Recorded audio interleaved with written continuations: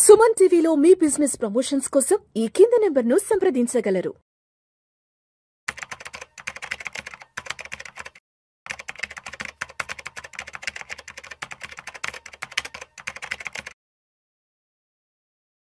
నమస్తే, welcome to Suman TV and welcome to Vishnu talks.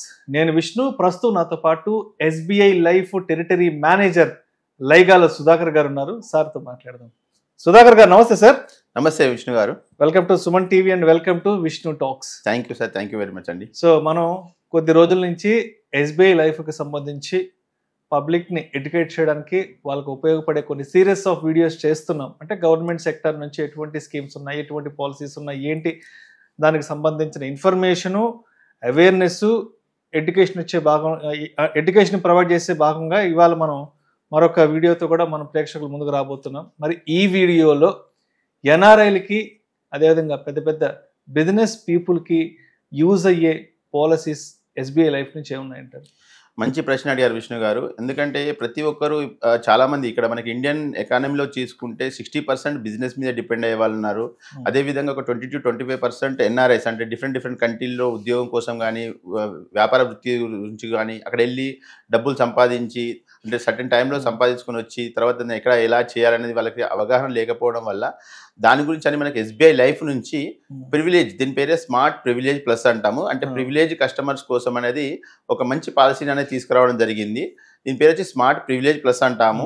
ఇది మనకి ఏంటంటే బిజినెస్ పీపుల్స్, అంటే more than 15 lakhs and above సంపాదించే ఏ పర్సన్ అయినా కూడా, ప్రయాణం సంపాదించే ఏ వ్యక్తి అయినా కూడా ఇలాంటి పాలసీలో ఇన్వెస్ట్ చేసుకోవడం వల్ల మనకి ఏంటంటే రేపటి రోజు వాళ్ళకు ఈవెన్ వ్యాపార కోసం కానివ్వండి, లేకపోతే ఎన్ఆర్ఐస్ ఎవరైతే అక్కడ కొన్ని రోజులు ఉద్యోగం చేసి వచ్చిన తర్వాత ఇక్కడ వచ్చి మంచి లైఫ్ మెయింటైన్ చేయాలనుకుంటారు, ఒక ఫామ్ హౌస్ కట్టుకోనో లేకపోతే ఏదైనా డైలీ ఎక్స్పెన్సెస్ కోసమైనా వాళ్ళకి వెళ్ళే విధంగా ఉండే విధంగా వాళ్ళు ఏంటంటే మంచి పాలసీ, మంచి ఇన్వెస్ట్మెంట్ తీసుకోవాలని చూస్తూ ఉంటారు. అలాంటి దానికోసమని మనకు స్మార్ట్ ప్రివిలేజ్ ప్లస్ అనేదాన్ని ఒక పాలసీని తీసుకురావడం జరిగింది. ఈ పాలసీ ఎలా ఉంటుందంటే సార్, ఇది మనం స్మార్ట్ ప్రివిలేజ్ అంటున్నాం కాబట్టి ఇందులో మినిమం ఇన్వెస్ట్మెంట్ వచ్చి ఫర్ యానం వచ్చి 6 lakhs స్టార్ట్ అవుతుంది sir. 6 lakhs per annum 6 lakhs start అవుతుంది. ఎందుకంటే మనకి ఎన్ఆర్ఐస్ తీసుకుంటే ఒక్కొక్కరు అక్కడ 1.5 సంపాదించే వాళ్ళు ఉంటారు.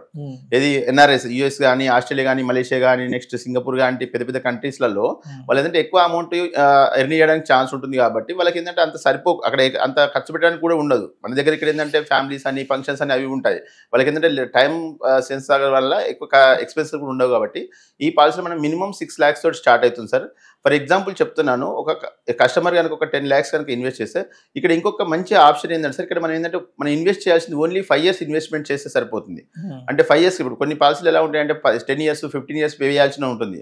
అంత లాంగ్ టర్మ్ కమిట్మెంట్ ఇవ్వకుండా ఓన్లీ 5 years ఇన్వెస్ట్మెంట్ చేసుకొని 5 years తర్వాత any time we can exit, either full amount కానీ పార్షియల్ అమౌంట్ కానీ విత్డ్రా చేసే విధంగా ఈ పాలసీని అనేది డిజైన్ చేయడం జరిగింది. ఫర్ ఎగ్జాంపుల్ చెప్తున్నాను, ఒక కస్టమర్ కనుక ఒక 10 lakhs కనుక ఇక్కడ మన దగ్గర ఇన్వెస్ట్ చేసి ఉంటే ఓన్లీ 5 years ఇన్వెస్ట్ చేస్తాడు. ఒకవేళ 5 years ఇన్వెస్ట్ చేసి ఇంకొక 5 years కనుక వెయిట్ చేస్తే అతను నియర్ అబౌట్ 1,50,00,000 తీసుకోవడానికి అవకాశం ఉంటుంది. అంటే మన మార్కెట్ సినారీ ఏంటంటే 10 years అండ్ ఎబో ఏది తీసుకున్నా కూడా 15% అండ్ ఎబో రిటర్న్స్ రావడానికి ఛాన్స్ ఉంది. కాబట్టి ఇప్పుడు నేను చెప్పిన ఫిగర్ కూడా 15% ఎట్ ద రేట్ ఆఫ్ 15% లాగా చెప్పాను. ఎందుకంటే మన దగ్గర డిఫరెంట్ 12 types ఆఫ్ ఫండ్స్ ఉంటాయి. మనం మిక్స్డ్ ఫండ్స్ పెట్టినా కూడా మనకి మీన్ అబౌట్ 15 అండ్ ఎబోనే రిటర్న్స్ ఇస్తున్నాం. కాబట్టి ఒక 5 years పే చేసి 5 years తర్వాత అతను కనుక విత్డ్రా చేసుకుందామన్నా కూడా 1,50,00,000 రూపాయలు అనేది చేసుకోవాలనుకుంటుంది. అతను పెట్టిన 50 lakhs కనుక 3 times అతను తీసుకోవడం జరుగుతుంది.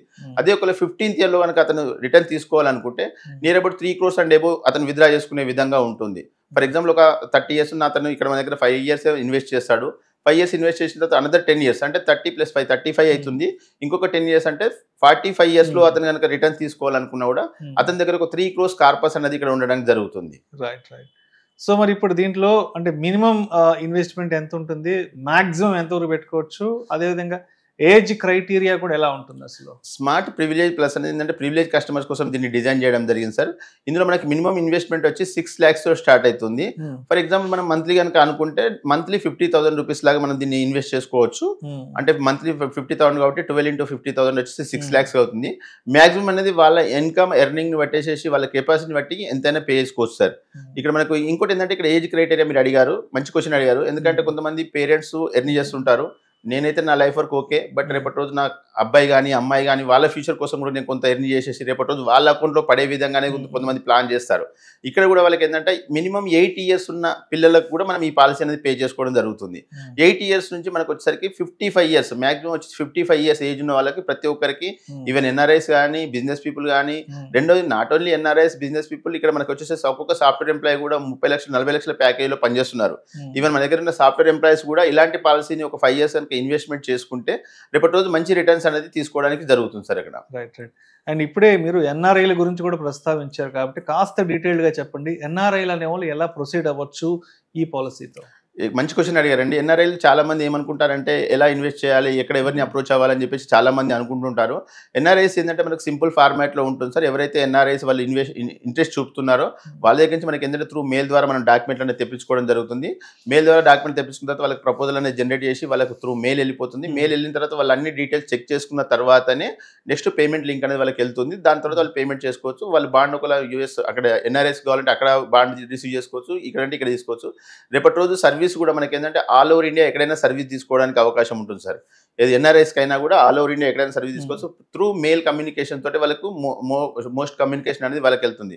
ఇక్కడ ఏంటంటే ఎన్ఆర్ఐలో ఒకటి గ్రహించవలసిన విషయం ఏంటంటే మీరు ఎర్న్ చేసే టైంలో కొంత అమౌంట్ అనేది ఇక్కడ మీరు ఇన్వెస్ట్ చేసుకోవచ్చు. రెండవది ఇంకోటి ఏంటంటే మనకు ఉన్న మంచి అవకాశం ఏంటంటే రేపటి రోజు ఇండియా అనేది 3rd largest ఎకానమీగా ఎదగడానికి ఛాన్స్ ఉంది. ఎందుకంటే ఇప్పుడు మనం ఉన్న మోడీ సంస్కరణ కానివ్వండి, లేకపోతే మన దేశం స్ట్రాంగ్ కొన్ని మన ప్రపంచ దేశాలతో పోటీ పడుతున్నాం. ప్రపంచ దేశాలతో పోటీ పడుతూ పాటుగా కొన్ని ఎన్ని అవధుడుకులు వచ్చినా కూడా మోడీ భయపడకుండా అతని డిసిజన్స్ అనేది ఎక్కడ బ్యాక్ తీసుకోలేకపోకుండా ఉండడం వల్ల మనకి ఏంటంటే ప్రపంచ దేశాలన్నీ ఈవెన్ రీసెంట్ గా జరిగిన వార్స్ కానివ్వండి, వార్స్ లో కూడా ఎక్కడ కూడా మనం భయపడలేదు. ఈవెన్ కొన్ని సంస్కరణలు వచ్చిన వాటిలో కూడా మనం ఎక్కడ భయపడకుండా ప్రతిదాన్ని ఎదుర్కొంటున్నాం. కాబట్టి ప్రపంచ దేశాలన్నీ ఇక్కడ వైపు చూస్తున్నాయి. ఎప్పుడైతే ఎకానమీ అనేది గ్రోత్ స్టేజ్లో ఉంటుందో అప్పుడు మనకు రిటర్న్స్ అనేది చాలా ఎక్కువ రావడానికి జరుగుతుంది. స్ట్రాంగెస్ట్ ఎకానమీ కావడానికి ఉంటుంది. కాబట్టి ప్రతి ఎన్ఆర్ఐకి గ్రహించవలసింది ఏంటంటే ఖచ్చితంగా ఎంతో కొంత ఇక్కడ మీరు ఇన్వెస్ట్ చేసుకుంటే మనం పే చేసేది ఓన్లీ 5 years మాత్రమే. రీసెంట్గా మనం చూసాం సార్ కొన్ని వీసా కండిషన్స్ కానీ కొన్ని అవి కానీ కొన్ని ఏంటంటే ఒక్కొక్క కంట్రీ స్టార్ట్ చేసిందంటే నెక్స్ట్ ఇంకో కంట్రీ కూడా స్టార్ట్ చేయడానికి అవకాశం ఉంటుంది. అందుకోసం మనం ఇండిపెండెంట్గా ఉండాలంటే మనం ఎర్న్ చేసే టైంలో ఒక 5 years కనుక ఇన్వెస్ట్ చేసి పెట్టుకుంటే రేపటి రోజు any cost of point of లో మనకు యూజ్ కావడానికి ఉంటుంది. రైట్. అండ్ అదేవిధంగా ఇప్పుడు మీరు చెప్పిన ఈ పాలసీకి మ్యూచువల్ ఫండ్స్కి ఏమన్నా పోలిక ఏమన్నా సంబంధం ఉందా? యాక్చువల్లీ సార్ ఇక్కడ కూడా మనకి ఏంటంటే దీన్ని కూడా మనకు ఈ ఎస్బీఐ స్మార్ట్ ప్రివిలేజ్ పాలసీలో ఏంటంటే మ్యూచువల్ ఫండ్స్లో ఏదో ఒక పర్టికులర్ కంపెనీని మనము లేకపోతే కొన్ని కంపెనీలను చూస్ చేసుకోవాల్సి ఉంటుంది. బట్ ఇక్కడ మనకి ఏంటంటే స్ట్రాంగ్ ఎస్బీఐ ఉన్న ఎవరైతే ఫండ్ మేనేజర్స్ ఉన్నారో వాళ్ళు ఏం చేస్తారంటే ప్రతిదీ డే టు డే వాళ్ళ అబ్జర్వేషన్లో ఉంచుకుంటూ మంచి ఫండ్స్ ఎక్కడైతే గ్రోత్ వస్తుంది, ఏ సెక్టార్స్ అయితే గ్రోత్ వస్తున్నాయి ఆ సెక్టార్స్ చూస్ చేసుకోవడానికి అవకాశం ఉంటుంది. కాబట్టి మనకి ఏంటంటే ఇక్కడ మ్యూచువల్ ఫండ్స్ కంపేర్ చేస్తే ఫర్ ఎగ్జాంపుల్ ఒక కస్టమర్ ఇన్వెస్ట్ చేశాడు సార్, ఒక 6 lakhs ఇన్వెస్ట్ చేశాడు. ఇన్ కేసు ఏదైనా జరిగింది అనుకోండి, ఆ 6 lakhs వరకే అతనికి గ్రోత్ అనేది ఆ 6 lakhs వరకే రిటర్న్ ఇవ్వడానికి జరుగుతుంది. కానీ ఇక్కడ మనకి ఏంటంటే 6 lakhs ఇన్వెస్ట్ చేస్తే మనకు 42 lakhs ఇన్సూరెన్స్ కవర్ ఉంటుంది. అంటే ఒకవేళ ఇన్ కేసు ఒకవేళ కస్టమర్ కనుక ఫస్ట్ ఇయర్ ఇన్వెస్ట్ చేసిన తర్వాత ఏమైనా జరిగినా కూడా అతని ఫ్యామిలీకి 42 lakhs అనేది ఇన్సూరెన్స్ రూపంలో వెళ్ళిపోతుంది.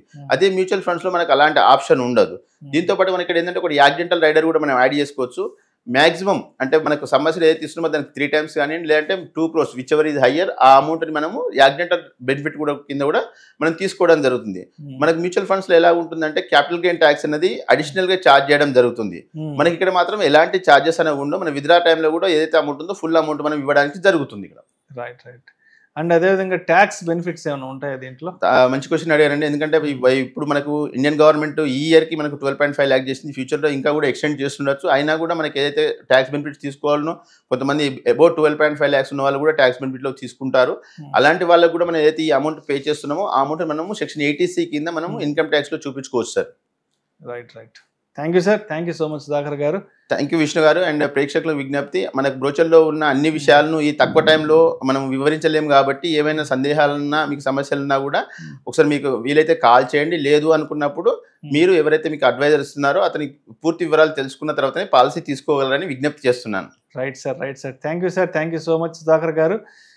బిజినెస్ పీపుల్కి అదేవిధంగా ఎన్ఆర్ఐలకి బాగా ఉపయోగపడే ఎస్బీఐ లైఫ్ వాళ్ళు ఇస్తున్నటువంటి స్మార్ట్ ప్రివిలేజ్ ప్లస్ అనే పాలసీ గురించి చాలా చక్కగా తెలియజేశారు. Thank you so much sir. Thank you అండి. థ్యాంక్ యూ విష్ణు గారు.